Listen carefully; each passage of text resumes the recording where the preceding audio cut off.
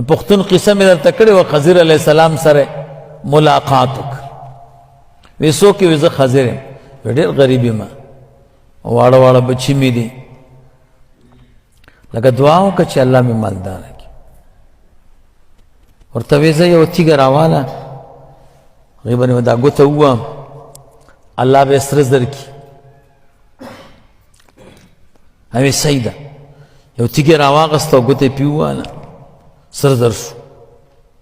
هلکه وی دا خو سم چل دی ورته وی صاحب ډېر غریب یم دا لږ سره زر دي دا خو به ختم شي او تا به زه چېرته پیدا کوم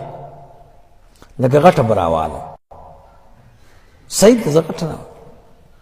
یو غټه تیږه یې راواغسته هغه ورته د سرو زرو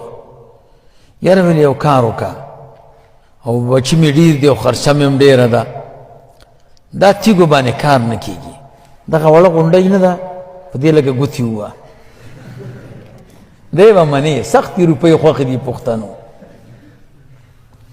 هغه یې ورته د سرو زرو کړه یاره ویل یې دا غونډۍ خو ډېره کمه ده او خرچه مې ډېره ده او بچي مې ډېر دي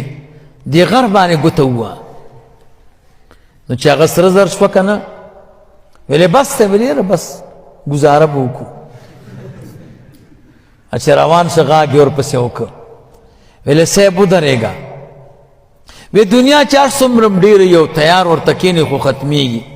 مړه وی یو کار وکړه وی څه کار وی ستا خواس هم لس ګوتې دي څه پکې وی دا یوه ګوته به درنه پرېږدم او را سره به یې جب کې کله به چې پیسو ته ضرورت وي و هم به یاره ویلې پښتنو تاسو سره نه کېږي